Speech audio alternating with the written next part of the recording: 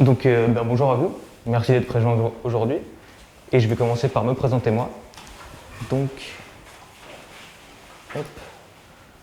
Je m'appelle Florian, j'ai 25 ans et je vais vous présenter un peu mon parcours. Donc, j'ai commencé par un bac pro en carrosserie peinture, suivi d'une formation de peintre auto. Et après ça, j'ai arrêté et j'ai commencé à faire plein d'autres jobs pour un peu me trouver ce que je voulais faire. Et j'ai fini sur des pistes de ski en tant que perchman, où là on m'a proposé de passer une petite formation de technicien d'exploitation de remontée mécanique, donc gérer un téléski quoi, tout simplement. Et pendant ce temps-là, j'ai commencé à faire de la 3D donc chez moi sur 3ds Max. J'ai vraiment aimé et j'ai voulu pousser après, aller plus loin et chercher une école pour faire de la 3D. Au niveau des stages, donc en première année, j'ai fait mon stage ici avec Richard à l'atelier en tant qu'assistant. En deuxième année, malheureusement, comme beaucoup, on n'a pas eu de stage. On n'a pas eu la chance d'avoir un stage dû à la crise sanitaire. Et en troisième année, j'ai pas encore trouvé de stage, j'attends encore des réponses. Donc voilà. Donc au niveau du sommaire, on va commencer par un point sur le mémoire. La maquette physique, la recherche de forme, la construction. Maquette numérique, la même chose, recherche de forme, construction. Les rendus, l'animation et une petite conclusion à la fin. Donc pour le mémoire, pourquoi j'ai choisi ce sujet? En fait, tout a commencé, que ce soit la maquette physique, la maquette numérique, par cette maquette-là, que j'avais commencé donc en première année pendant que j'avais fait mon stage ici. Donc j'ai fait cette maquette après mes heures de stage le soir et le week-end.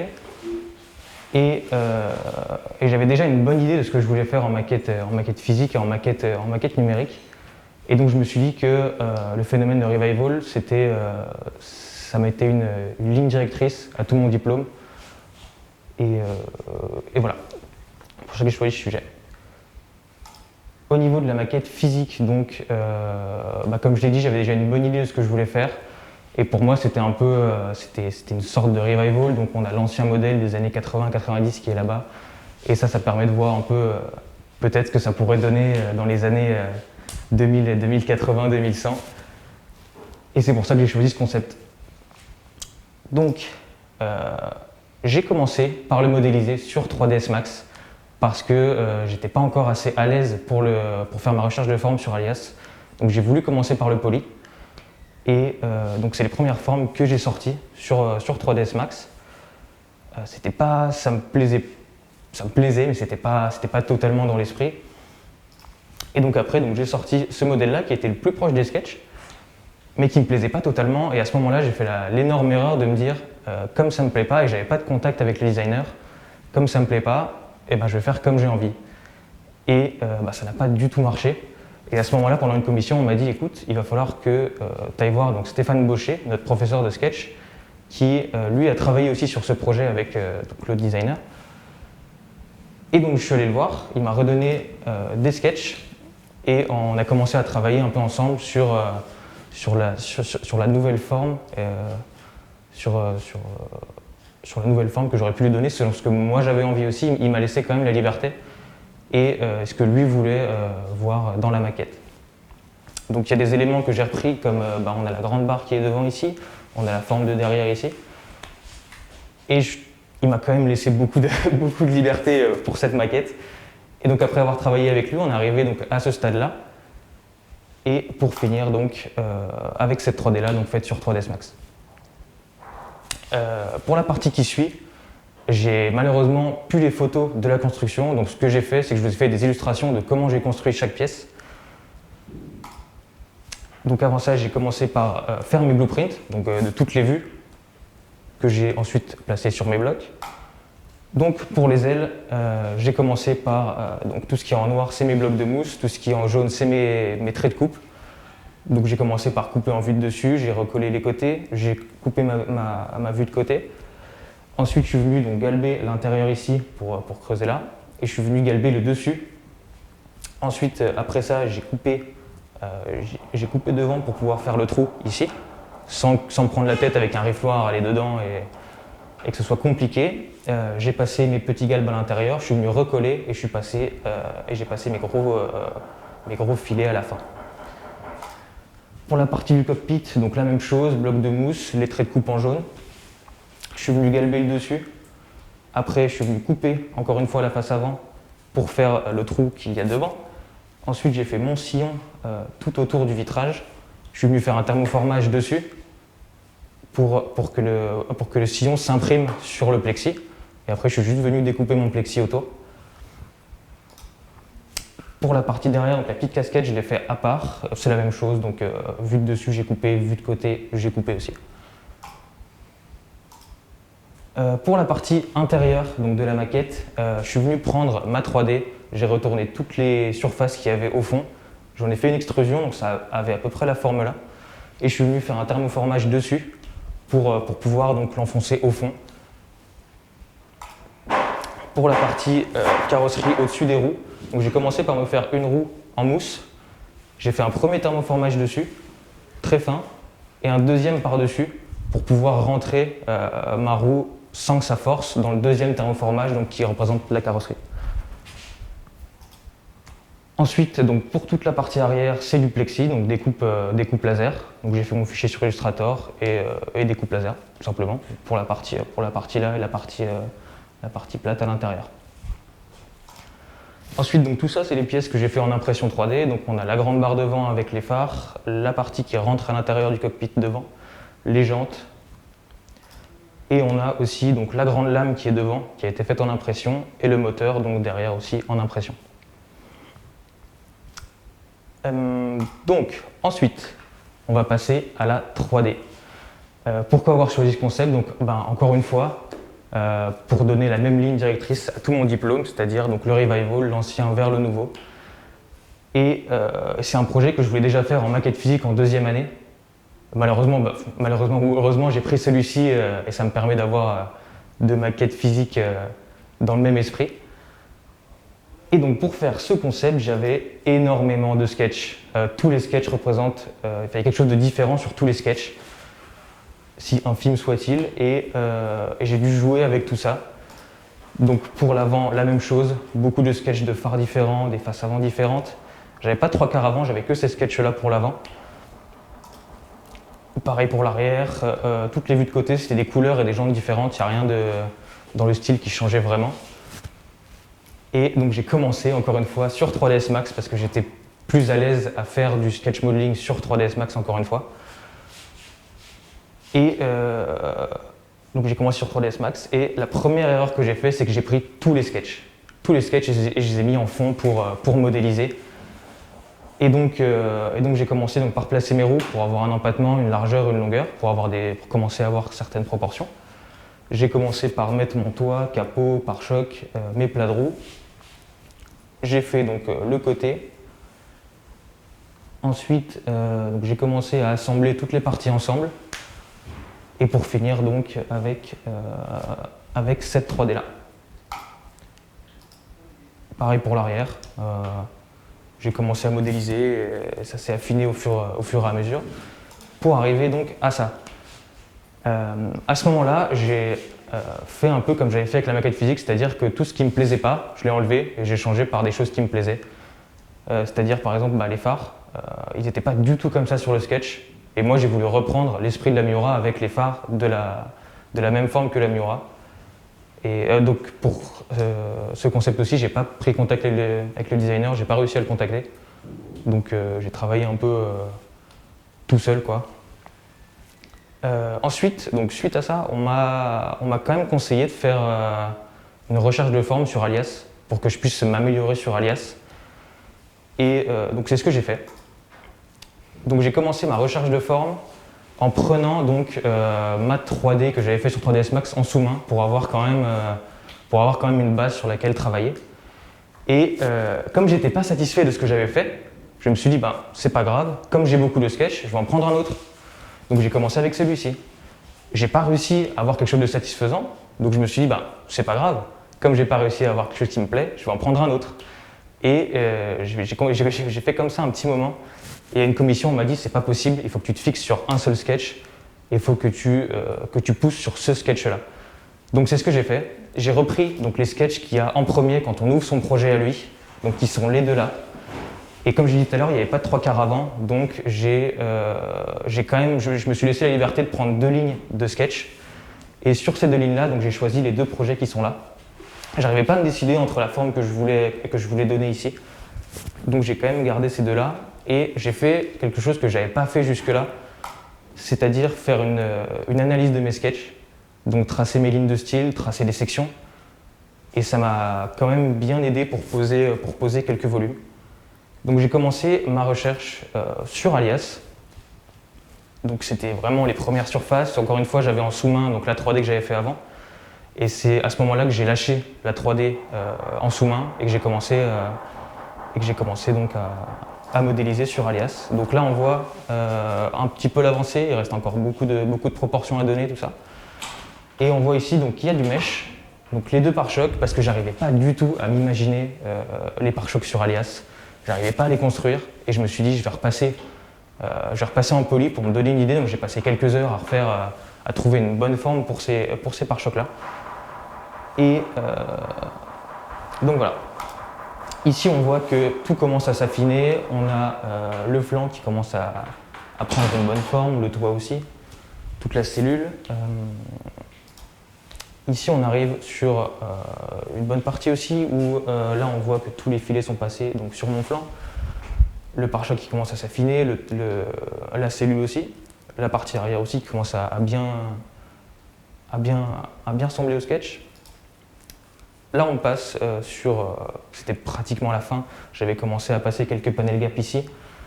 J'avais mes proportions finales et il me manquait encore quelques détails comme les grilles, des choses comme ça, donc qui sont ici, et ça c'est mon modèle final.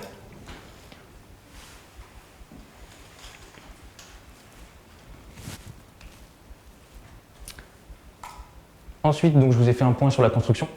Donc, comment j'ai construit tout mon modèle, donc je vous ai fait partie par partie. Donc j'ai commencé par le capot et l'aile. Donc pour le capot, j'ai deux carreaux ici.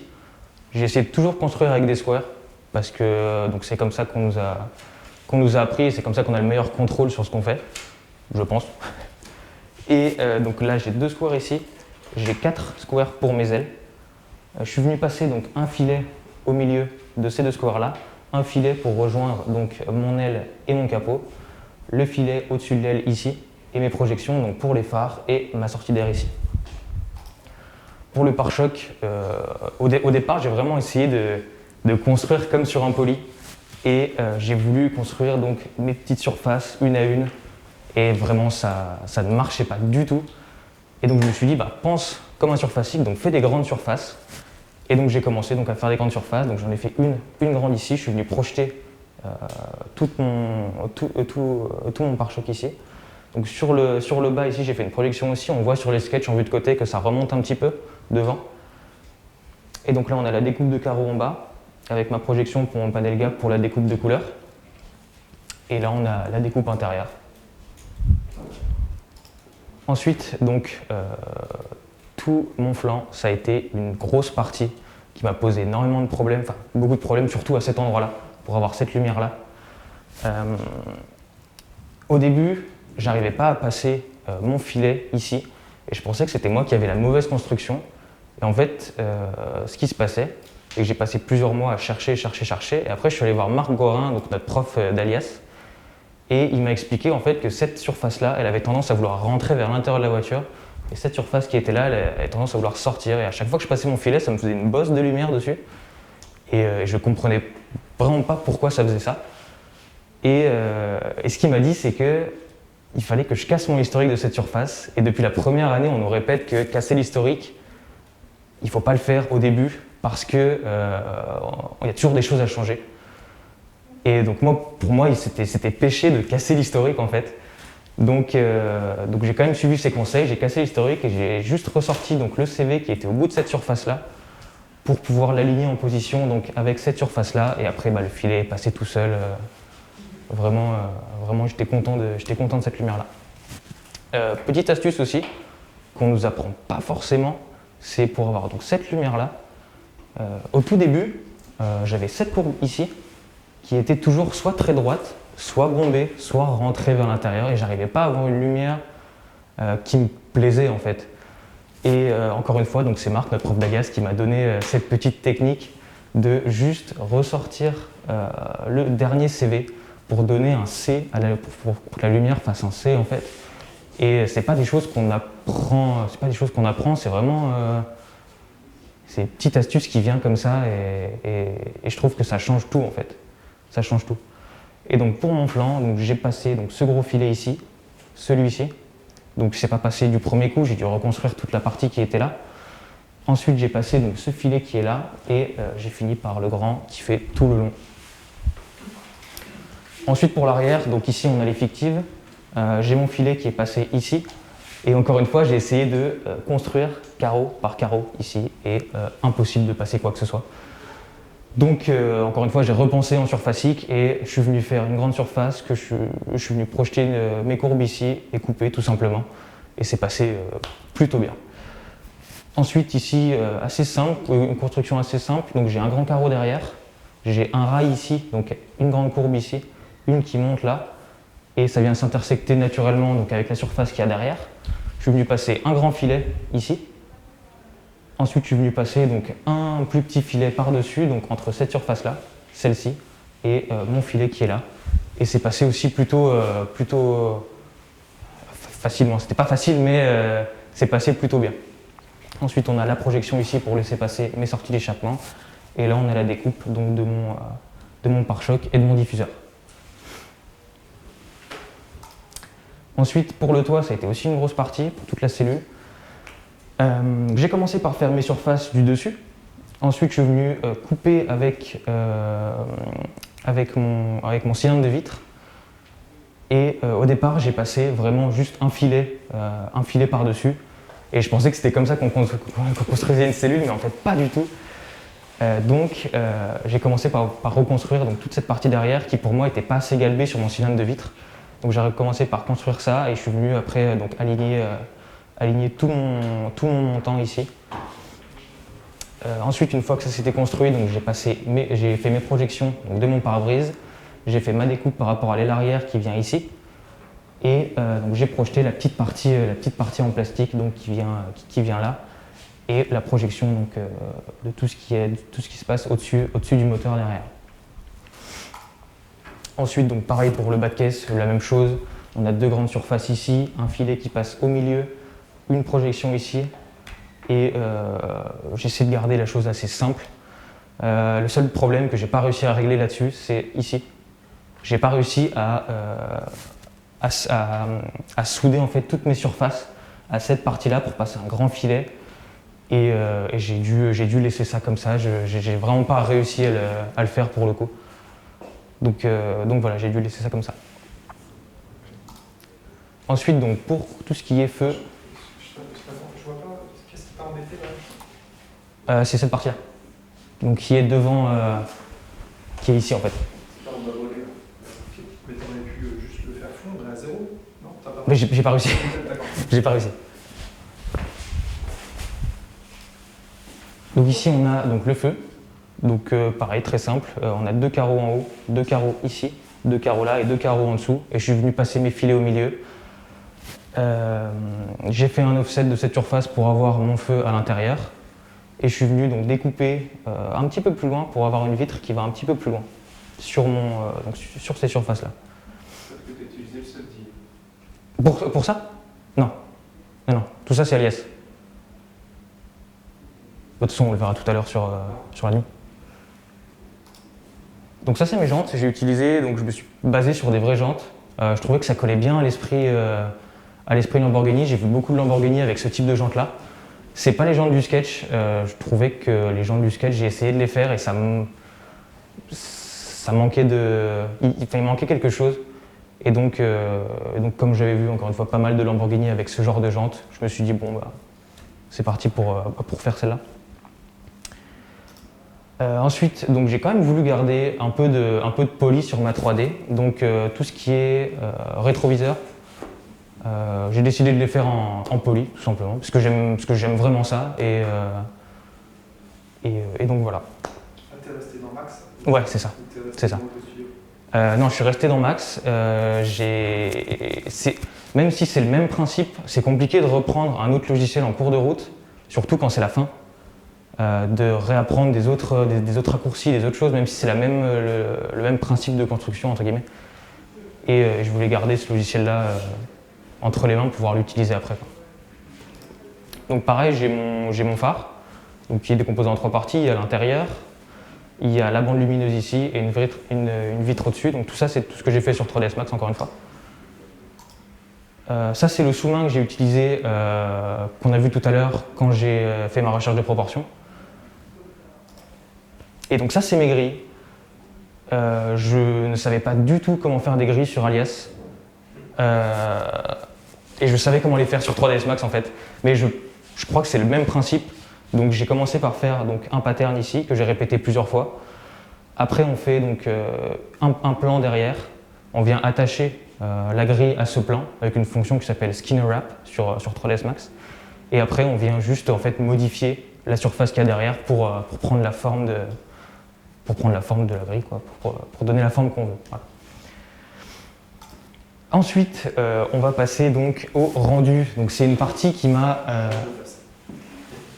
Parce que j'ai une couleur bizarre. Ah d'accord. Donc c'est une partie que je ne m'attendais pas à aimer autant. J'ai vraiment...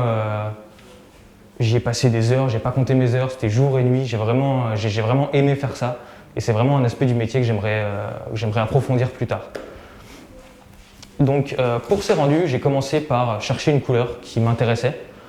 Donc j'ai pris ces 3-là, qui pour moi étaient les plus jolis, c'est très subjectif, mais qui m'intéressaient le plus. Et donc après ça, j'ai commencé à vouloir faire donc, une scène temps réel VR pour vous, mais je me suis dit que la VR c'était compliqué avec toutes les restrictions sanitaires. Je ne savais même pas si on allait avoir 4 casques et tout ça. Donc j'ai vite abandonné l'idée, mais ce que je voulais faire là, c'était donc un socle avec un plateau tournant avec la lune qui tourne dessus. Mettre derrière, donc sur le grand tableau noir, peut-être soit un wire de Magnum, donc des blueprints de Magnum avec des blueprints de l'ancienne Miura à côté, ou alors une vidéo qui tourne derrière avec soit une pub de l'ancienne Miura ou des choses comme ça, quoi, pour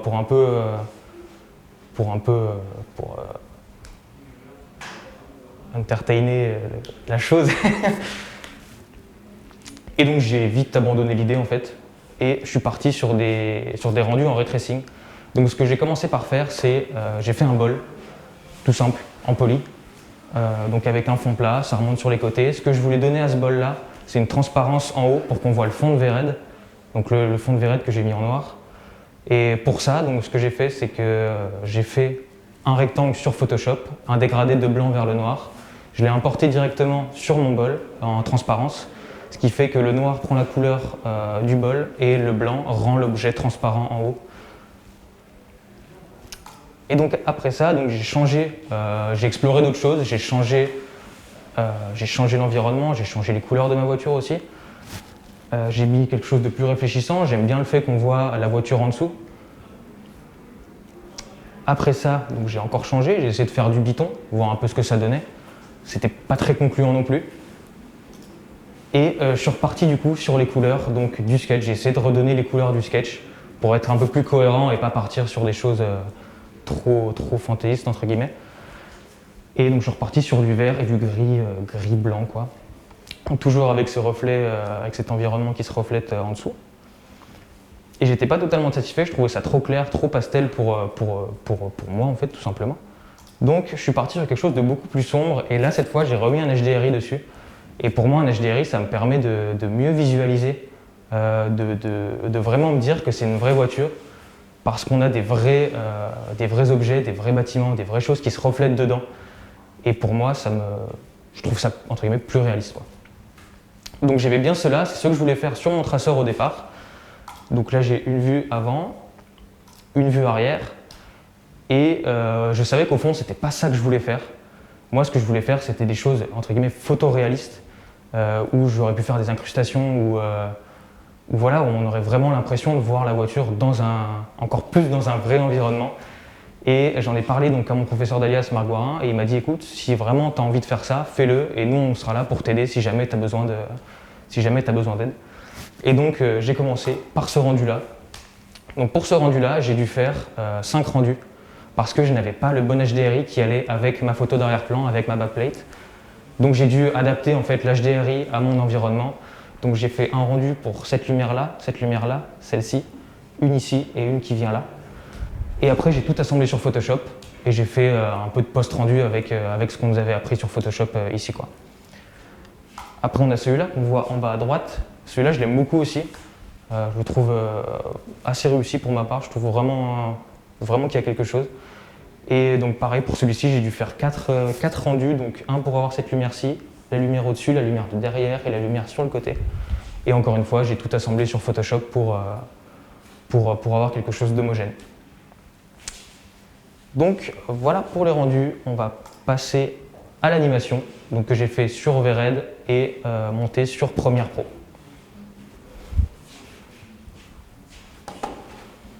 Vous voulez qu'on éteigne la lumière ou... Non. Ok, donc très bien.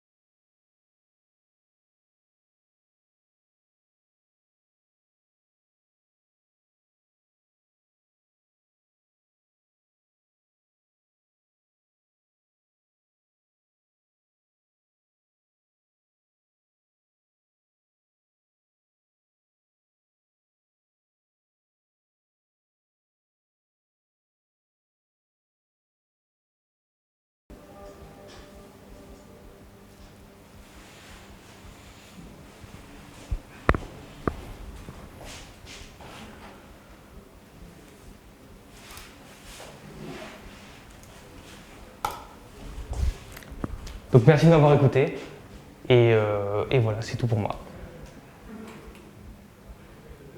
Si vous avez des questions. J'aimerais bien que tu me parles de ton premier chapitre, tu nous en as parlé. Le mémoire. Ah, le mémoire, ouais, c'est vrai. Vous voulez un résumé général de mon mémoire? Ouais. Expose-nous un peu ton analyse. Ok, donc j'ai voulu faire, encore une fois, j'ai voulu faire donc, sur le revival parce que cette maquette. Et donc j'ai commencé par présenter un peu l'automobile depuis son commencement jusqu'à maintenant. Et j'ai exposé un peu comment on procédait pour faire un revival, comment était imaginé un revival. Et quel procédé on utilisait aussi pour le faire, donc procédé technique. Et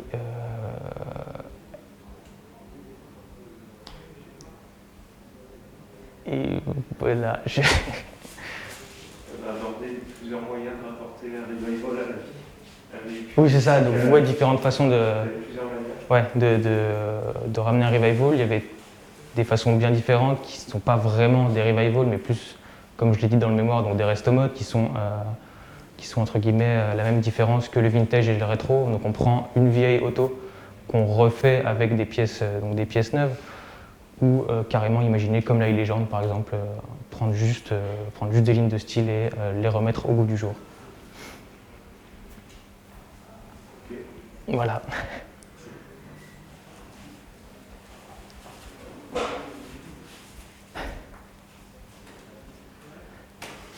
C'est fait.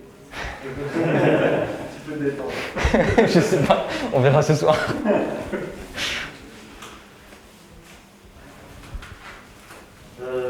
Pour ton mémoire,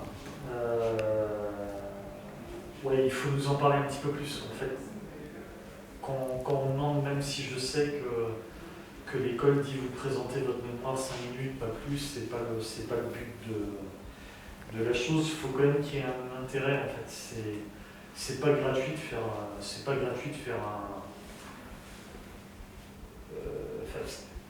demander de faire un truc gratuitement, c'est inutile en fait. Donc il faut vraiment aller au-delà, il faut se poser des questions, etc.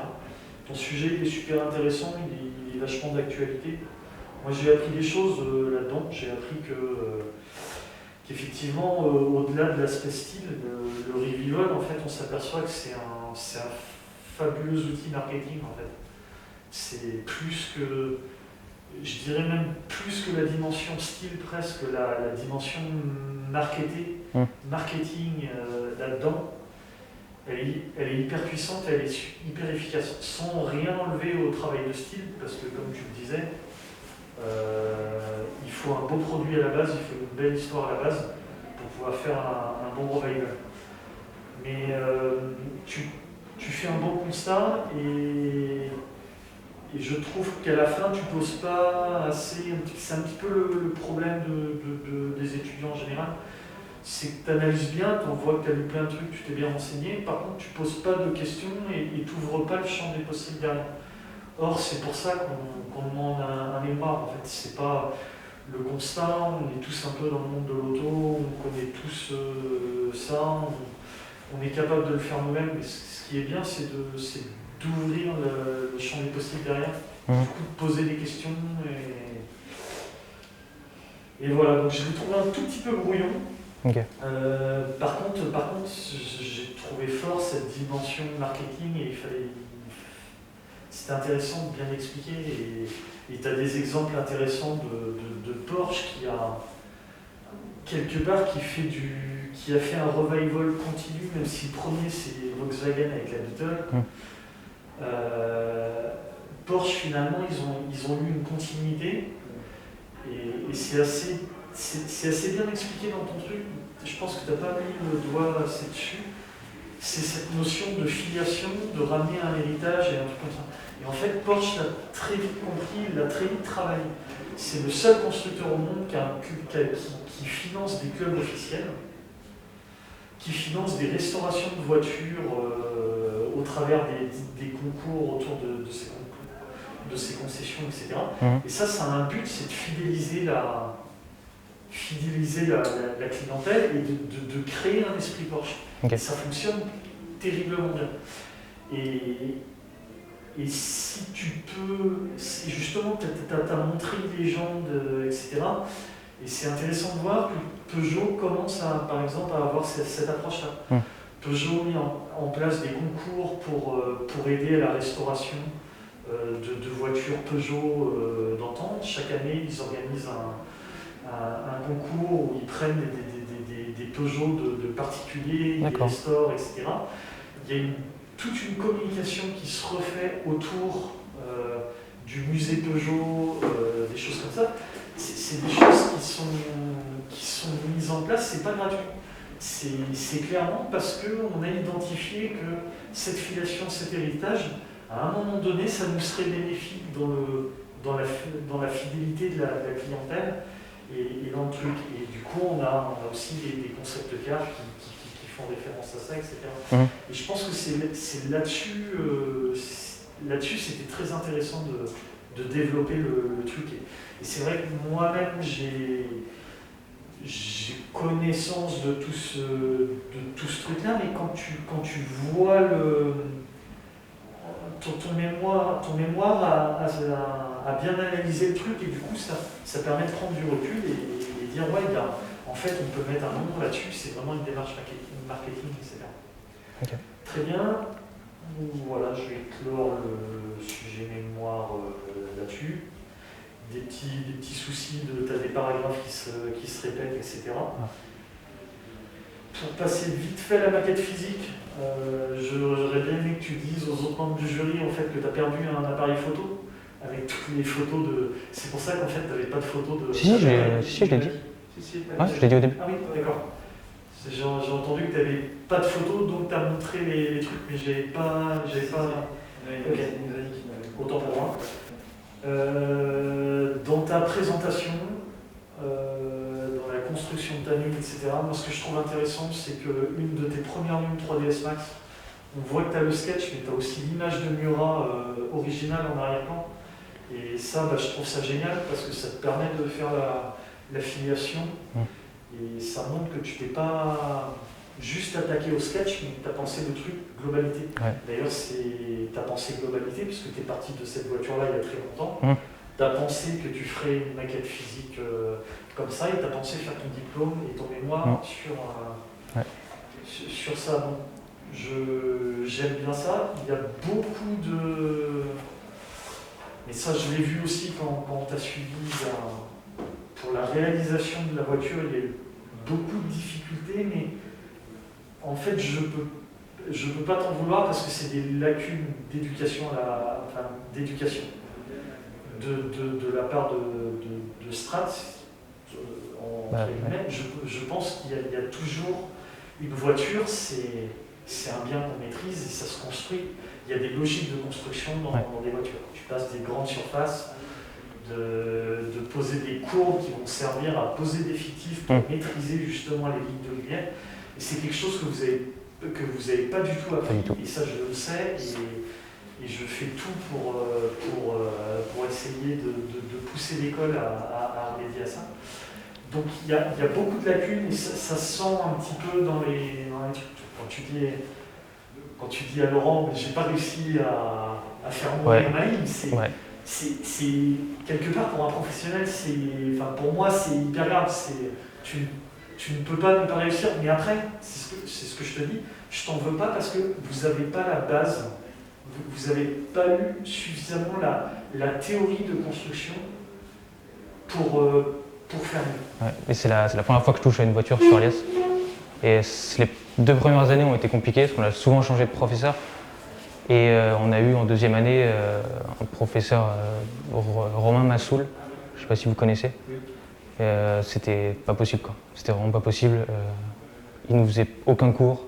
Il arrivait, on faisait un peu ce qu'on voulait en fait. Et on a changé. Et du coup, on n'a vraiment rien fait avec lui, quoi. On s'est vraiment débrouillé par nous-mêmes pendant 2 ans. Et en 3e année, avec Marc, on a vraiment tout repris depuis le début. Et c'est là que j'ai touché la première voiture sur Alias. C'est compliqué, hein, la pédagogie en général, déjà. N'importe qui ne peut pas se prétendre être bon professeur. Ouais. Déjà, c'est le premier point. Ensuite, là, on rentre dans un domaine très spécifique, le montage numérique. Alors, en plus, quand tu intègres en plus l'activité automobile, ça fait beaucoup de contraintes d'un coup. C'est bien d'arriver un petit peu armé, si tu veux, soit avec de la culture automobile, pour savoir qu'il y a des choses qui ne se font pas, ou une culture technique, parce qu'en fait, finalement, ce qui est intéressant dans ton parcours, c'est cette utilisation de Max en première étape. C'était ta nature avant, tu faisais joujou, comme tu disais, avec C'est Max. ça. Et finalement, ça t'a appris des choses, et dans les difficultés, on voit que c'est ton outil de secours. Donc, je repasse dans Max, on sent que ça te rassure à ce moment-là, et après, ça te fait repartir. Moi, cette démarche, je la trouve intéressante. Il n'y a pas une route droite, en fait. Il faut se trouver un process qui te permet de performer et d'arriver à tes fins. Peut-être que ton petit bas de caisse, il fallait repasser dans Max. Ouais, peut-être. Peut-être qu'il t'aurait soulagé et naturellement tu te serais dit tiens, oui, c'est normal, en surface je le ferai comme ça. Parce que tu l'auras visualisé dans Max, même s'il n'est pas à la proportion, c'est pas grave. D'ailleurs, on le voit, c'est hyper intéressant. Je te conseille de regarder ta présentation dans 3 ans. Okay. Quand tu auras un œil complètement frais, tu verras à quel point, quand tu es passé en surface, ta Miura, elle a mûri comme ça. Ouais. Et c'est incroyable. Tu avais une patate. Alors, on sait que la subdive pas assez maîtrisée, c'était toujours le syndrome patate, mais là, je ne suis pas en train de parler de détails de ligne de lumière ou de passage de rayon, juste en élévation. Ta cabine en max, elle n'était pas bonne, tu es passé en surfacique et d'un seul coup, tu as le bon profil. L'élévation est très belle, tout de suite. On voit déjà qu'il y a le potentiel derrière sur la voiture. Je ne parle pas de modage, mais sur la voiture. Bon, tiens, c'est intéressant. Du coup, je développe un peu sur tout ce que j'ai ajouté. C'est intéressant, il y a beaucoup de choses à dire. C'est intéressant, on sent le sujet rétro. Même, tu l'as peut-être pas fait exprès, hein, mais au début, je me suis dit, c'est du Luigi Colani, la voiture. Je connais pas, désolé. C'est un designer qui faisait des choses très très bio. D'accord. Tu taperas Luigi Colani, tu verras, t'es dans l'esprit. Bon, en fait, à l'explication, c'est pas ça du tout. C'est pas grave. Les sketchs avaient beaucoup plus de potentiel, clairement. Ouais. je retrouve pas, mais là on parle de style, on n'est pas là pour ça à ce moment-là, donc les papiers qui passent à côté. Mais je vois à travers la collaboration, même si c'est tes premiers travaux vraiment surfaciques, on voit une vraie progression, si tu veux, dans toutes les étapes. Même on sent, tu te dis, tu n'es pas à l'aise, mais pourtant ça ne se ressent pas quand on le voit, si tu veux, ce que tu nous montres. Okay. Et j'essaye de regarder, si tu veux, sans m'influencer par est-ce que c'est beau ou est-ce que c'est pas beau. Je parle juste de critères esthétiques. Mais je regardais les constructions de flancs et le feeling qu'on ressort, ou alors c'est surtout des zones comme ça qui sont très compliquées. Je parle de qualité de style auto. C'est ce que tu perçois ici dans les trois quarts, que ce soit en trois quarts opposés ou en trois quarts réels, on voit tout de suite quand la personne elle est à l'aise et elle va trouver la bonne définition. Tu vois, on n'a pas d'erreur grossière.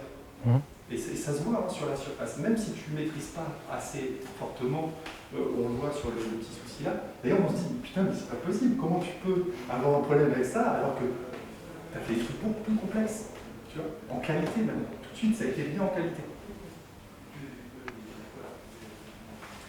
Bon, le métier 40, c'est normal. Je trouve que tu l'as beaucoup rendu parce que quand on voit tu l'as bien rendu parce que quand on voit les sketchs originaux, c'est même limite, je trouve que c'est des sketchs qui sont très pauvres en termes formels en fait. C'est un joli sketch avec des jolis reflets, etc. Mais on voit que finalement le volume et les volumes de flancs et le creuset de flancs, etc., c'est assez pauvre. Et je sais aussi, parce que je t'ai vu travailler, tu as passé énormément de temps à apporter de la richesse et de la qualité sur ses flancs et sur ses ailes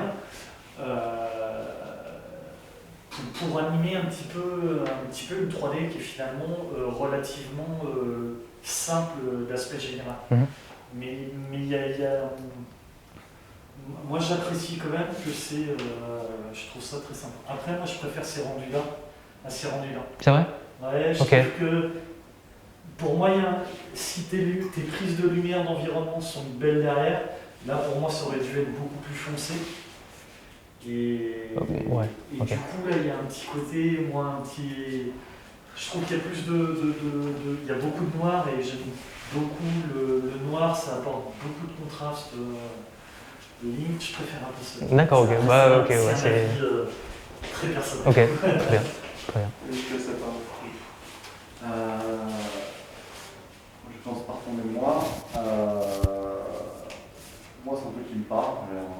J'ai une platine à la maison qu'on est mis au rétro, je suis un peu dans le thème. Donc j'ai trouvé ça intéressant de le lire. Je rejoins mon collègue sur le fait que j'ai appris des choses et j'ai trouvé ça intéressant que tu ne cantonnes pas. Quand j'ai vu le revival avec la pochette, etc., je pensais que ça allait vraiment être centré auto, alors qu'en fait tu t'en éloignes un petit peu quand même, tu parles de l'objet, tu parles de la culture néo-rétro en général. Tu le relis donc effectivement au marketing, c'est une partie très intéressante. Donc j'ai trouvé ça bien que ce soit un peu plus général, que ce soit pas didactique mais un peu global. Le terme aussi, un côté séparé, le côté du rétro-objet et le rétro-sentiment, c'est des choses très différentes avec la nostalgie ou des formes glorieuses, etc. C'était pas forcément une réflexion qui m'était faite. J'ai trouvé ça assez intéressant et je trouve ça assez marrant, c'est que comme Citroën à l'époque qui faisait des petites voitures en jouet pour déjà les enfants, les inciter à acheter Citroën plus tard, c'est quelque chose qu'ils avaient déjà, c'est qu'on joue sur la nostalgie de l'enfance. Ouais. Et c'est quelque chose que tu relèves aussi, tu parles des parents influenceurs qui racontent leurs enfants, c'était la voiture de l'époque, c'était un rêve, etc. Et c'est vraiment cette génération-là en fait, qui est utilisée comme outil marketing, même on entretient un peu la nostalgie chez eux pour qu'ils la répandent chez les plus jeunes, et même chez les plus jeunes, il y a un peu une nostalgie de l'insouciance d'une époque qu'on n'avait même pas connue, c'est que nous aussi on pense aux 50s, aux 60s, etc.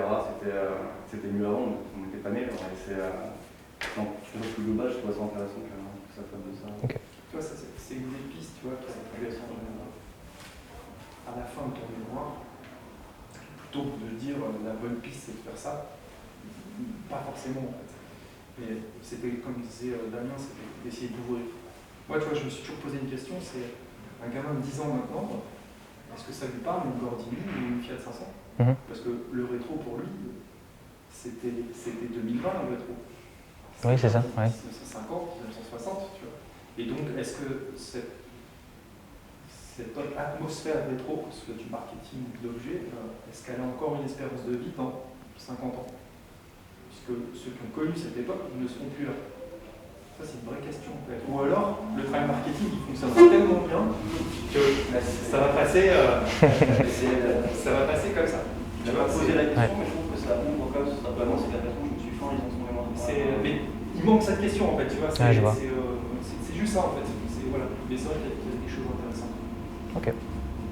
Voilà, en général, sur tes projets, que ce soit le physique comme le numérique, ce que je trouve très bien, c'est ton approche, en fait, de vraiment la culture de la débrouille, parce que c'est un truc qui est retrouve aussi dans le professionnel, où de plus en plus, avec le temps qui avance, on est amené à faire des choses où on n'était pas forcément formé pour, c'est que moi, à la base, on est modeleur, mais on fait aussi beaucoup de rendus maintenant, de visualisation, on a des problématiques où il faut présenter quelque chose au client, et c'est pas forcément des choses qu'on sait faire.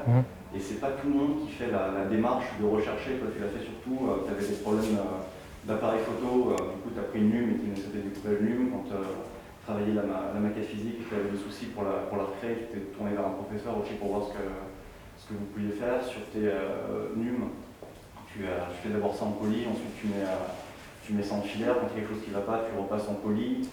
Tu as essayé sur de l'AR, de la VR sur tes rendus. S'il y a des rendus de visualisation, des rendus de ray tracing, tu as utilisé du Photoshop pour superposer des rendus pour avoir la lumière que tu voulais. Dès qu'il y a quelque chose que tu veux atteindre et que tu ne connais pas forcément, tu fais la démarche de chercher, d'essayer de trouver un peu des solutions. Et ça, je pense que c'est quelque chose de très riche et qui n'a rien à voir avec les compétences et l'éducation que tu vas avoir forcément à Strat, mais qui va être toute ta vie dans le métier. Et ça, je trouve que c'est une très bonne démarche. Mais ça, je trouvais ça très bien. Okay. Ensuite, au niveau de la NUM, je reprends un petit peu ce qui a été dit. Je vois qu'il y avait un bon travail, on voit que tu as fait des efforts sur les volumes. J'ai trouvé après des petits défauts, mais j'ai retrouvé un peu aussi sur les maquettes, sur les lignes, bizarrement. Mais c'est quelque chose qu'on ne voit pas trop, je le trouve dans le rendu. C'est qu'il y a certaines lignes qui sont un petit peu. Qui manquent un peu de finesse, mais à côté de ça, tu as une lignes de lumière sur les rendus sont propres. Je trouve que ça met bien en valeur la voiture, on voit qu'il y a fait ça maintenant. Ouais. Mais voilà, si j'ai un petit truc à dire, c'est sur tes fictives, donc tu as une bonne approche de fictives, mais essayez peut-être de parfois un petit peu plus les travailler, parce que parfois elles sont un petit peu. Je sais pas quel est le terme, l'important, je suis pas sûr. La caméra. mais par contre, on a un bon travail de volume. Globalement, je vois. Ok. Alors j'ai fini. Moi j'ai beaucoup aimé ton mémoire au départ. Okay. Je pense que je suis assez d'accord avec tout le monde, c'est dans l'air du temps. Pour moi ça fait que commencer. Après par rapport à Porsche, pour moi ils ont toujours continué à faire évoluer, à toujours faire de l'excellence en fait. Et ils ont gardé ce côté mémo rétro depuis des décennies. Beaucoup de marques aujourd'hui s'y mettent, donc je ne vais pas refaire dessus, il y a le Fiat 500, un Mini. Pour la petite anecdote, ma fille, 13 ans, connaît très bien la nouvelle et l'ancienne Mini, et celle qu'elle veut, c'est l'ancienne. Donc voilà, ça a marché avec la nostalgie, tout ça. Mais par le biais du nouveau. D'accord, ok. En fait, elle a connu le nouveau, et ensuite elle a découvert l'ancienne. Ah, regarde celle-ci, elle est trop cool, les vrais chromes et tout. J'en passe des meilleurs. Donc, mémoire très enrichissant. J'ai aussi appris des choses, ce qui est intéressant. Effectivement, le petit bémol, c'est la question ouverte à la fin. Ça, je pense que vous faites tous plus ou moins la même. Ouais. J'ai moi-même un cursus très atypique. Je connais très bien Poly, je connais le NERD, le surfacique. Tu veux t'orienter vers quoi après? Comme c'est compliqué de trouver un stage, je prends visualisation et aussi. T'aurais été en modelage 3D, je t'aurais dit commence à regarder la solidité. Ouais, bah justement j'ai commencé. La solidité parce que tu aurais pu utiliser tes compétences en poly que tu utilises sur 3DS et de faire de la solidité qui est quand même relativement plus fine que Speedform ou autre. C'est vrai. plus fine. Et ensuite, ça te permet de rester surtout dans le même logiciel et Ouais. d'avoir un historique et de chercher quand tu te retrouves un peu perdu. C'est vrai. Tu as beaucoup de logiciels. Je pense que tu as les capacités. Je pense que tu as un poly-modulaire, moi j'appelle les moduleurs hybrides. Et j'aime beaucoup ça, justement, le fait de se remettre en question en disant bah, tiens, je vais passer sur une autre solution pour mieux revenir sur celle que j'avais prévue à la base. Okay. Moi j'adore ça. Je peux le donner à 100%. Même à 200%. Effectivement, dès que tu es passé au NURBS, tu as posé les volumes. Oh, ouais, bien sûr, bien sûr.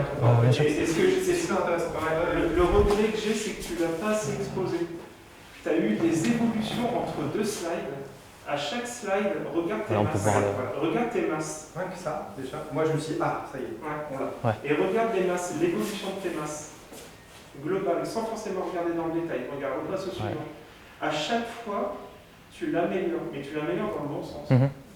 Donc, on voit que tu t'as posé, tu étais brut, tac, c'est bien, et tout doucement, tu as apporté de la finesse. Ça, c'est une vraie plus-value. Ça, pour moi, c'est une vraie plus-value. Après, là où tu pêches, c'est la méthode de construction. C'est par quoi je commence. À un moment, tu parlais du pavillon, du cylindre de vitre. On est tous on fait jamais ça. D'accord, ok.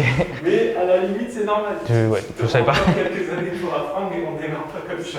D'accord, ok. La notion cylindre de vide quand tu vois un plan. Bon, Non, mais c'est normal. mais c'est normal. Tu vas encore apprendre, et c'est ça qui est beau, c'est que tu vas apprendre, en fait, dans ce métier-là, tu vas apprendre tous les jours. Ok. C'est ça qui est cool. Et quand je vois le rendu, bah, bien, bravo. Franchement, bravo. Merci. VRED, tu as aussi appris sur le tas, tu as utilisé la rétresse. Ouais, en fait, sur VRED, c'est un peu compliqué aussi, parce que nous, on a Guy, et Guy fait pratiquement plus du temps réel. Donc, on ne nous force pas à faire du temps réel, mais on nous pousse fortement à faire du temps réel. Et VRED, pour moi, je les sépare. D'accord. Pour moi, le VR et le temps réel, c'est séparable, parce qu'à un moment, tu nous as présenté du VR. Ouais, c'est ça. Je voulais faire une scène temps réel et en VR.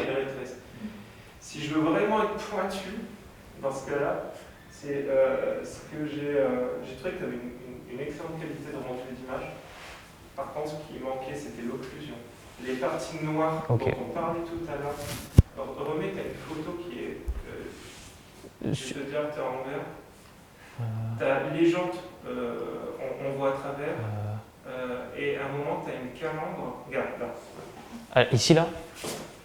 Tout ça, normalement, ça doit être baigné dans le noir. Oui, ça, oui, ça doit être exactement. baigné dans le noir. Exactement. En fait, tu as toutes des zones qui doivent être baignées dans le noir qui doivent donner du réalisme. Donc, si tu veux partir de la visualisation telle que je l'entends, voilà, c'est le petit truc que je t'ai dit comme ça. Et tu as la même chose dans les jantes. Les jantes, là, tu les devines. Même si la jante est hyper ouverte, là, tu dois les deviner. Ok. C'est vraiment pour titiller un peu ce truc. Ensuite, je t'ai trouvé vachement à l'aise, quand même.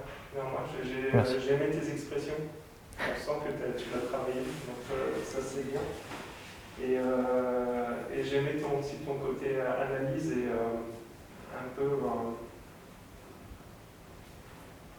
On sent que tu as bossé. Tu as vraiment bossé, tu n'as pas lâché le morceau, tu as la noce arrangée qui a été.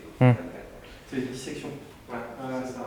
Et ça, il faut vraiment que tu le gardes. Le côté débrouillardise aussi, ça, faut vraiment. Je pense que c'est lié aussi, on sent que tu aimes ça, faut le Ouais. garder, que ça t'intéresse et que tu veux. J'ai vraiment. Tu veux essayer des choses et. J'ai vraiment aimé. Tu n'as pas trouvé de stage. Ça m'étonne en fait. Bah, en fait, j'ai surtout cherché à l'étranger aussi. J'ai envoyé des CV parce que moi, ce qui m'intéresse, c'est pas forcément l'automobile en elle-même. Moi, mon délire à moi, c'est les motos. Et comme j'avais commencé par une Porsche, par une voiture, je me suis dit autant tout faire mémoire dessus et pas commencer à changer, à prendre une moto, un machin. Et pourquoi tu vas pas faire un revival d'une moto? J'y ai pas du tout pensé en fait. À ce moment-là, j'avais une idée, c'était la Porsche et j'ai dit vas-y. J'ai dit je fais la Porsche en premier et puis après c'est parti comme ça, j'avais plus le choix, je pouvais plus faire retour en arrière et j'ai tout axé là-dessus. Non, puis il fallait un cylindre de vie. Et voilà. donc ouais non. Donc j'ai postulé dans pas mal d'entreprises où ils font de la moto aussi et j'ai eu des réponses négatives ou pas de réponse du tout.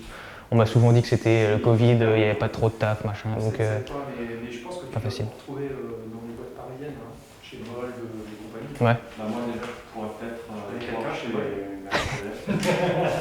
Non, mais franchement, t'as ce qu'il faut pour aller contenter les boîtes là. Ouais. Franchement, c'est pour ça que je suis étonné.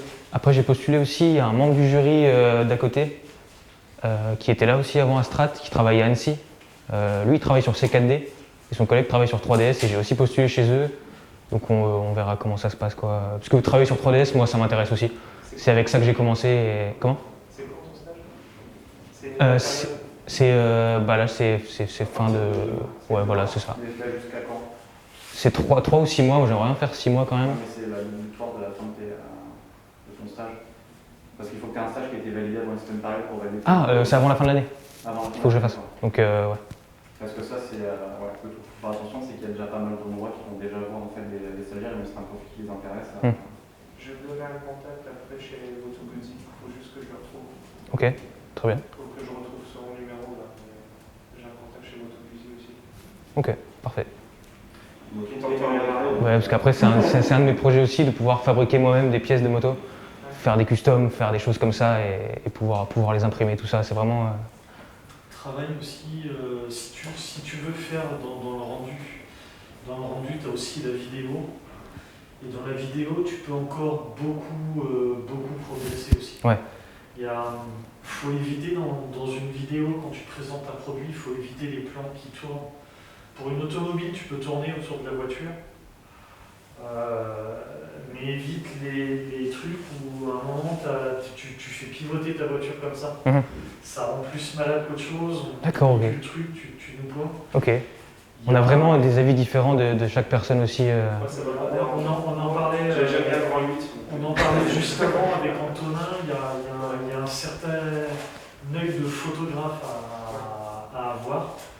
On voit que là c'est chouette, c'est très travaillé, tes images sont très bien. Sur la vidéo, le niveau est un petit peu en dessous. Ouais. À toi d'avoir justement la curiosité d'aller regarder ce qui se fait en vidéo, etc. Mais voilà, un petit peu plus de travail sur la vidéo, après c'est normal. J'ai une chose à te dire sur l'imagerie. Tout à l'heure, tu parlais d'HDRI. Moi, par exemple, cette photo-là me dérange. Parce qu'un HDRI avec un environnement doit accompagner l'environnement. Là, tu as un rendu studio. Donc, tu fais un HDRI studio. Regarde ta maquette. Considère-la comme un environnement studio. Ouais. Ici. Voilà, c'est simplement ça. Tu vois, moi, ça me dérange un peu parce que tu vois, là, moi, j'ai l'environnement studio, HDRI studio. Sinon, c'est détonnant. Ouais, c'est ce qu'on m'a dit aussi. Ouais. Ça m'est revenu comme ça d'un coup, oui, surtout si tu veux être plutôt dans l'image, ça n'a pas le droit à l'erreur. Bon, et ce verre, c'est pas Lamborghini. Hein. Il est beau, mais c'est pas Lamborghini. Bah non, mais du coup, je voulais rester dans les sketchs, quoi. C'est à l'envers. À ta place, j'aurais pris les couleurs criardes de Lambo. C'est vrai. Parce que, après, c'est des questions de choix perso, mais j'ai trouvé bien le biton à un moment donné. Même Ouais. le compo, tu vois, avec la bande orange qui traverse. Tu te dis, il y a un truc hyper intéressant. Et toi, tu dis, moi, j'aime pas. Alors que moi, je trouvais ça super intéressant. D'accord, ok. Même la composition de l'image, tu vois. Il y a une dynamique avec la découpe. Enfin, cette découpe-là, tu l'as dans toute ta présentation. Alias, à un moment, tu es en shade et tu es en rendu. Et voilà, tu vois, c'est vrai, ouais. Ça aurait pu être cohérent. C'est vrai. Mais après, il est beau, oui, mais moi, je serais parti là-dessus. D'accord. Là, on est très Lambo dans le côté décalé des couleurs, décalé même de la ligne qui traverse. C'est radical. C'est ça, c'est radical. Lambo, ils ne vont pas dans la dentelle. Là, on est plus dans de la Aston Martin. Ouais, bah ouais. Les formes sont plus généreuses, plus. Ouais. Mais bon, c'est pour le plaisir. Mais très bien. Ok. Très bien. Bon. Je crois qu'on a fini. Ouais. Je crois qu'il y a des des gens qui s'étaient dehors là-bas. Dans le mémoire, tu aurais pu noter dans l'étude du revival.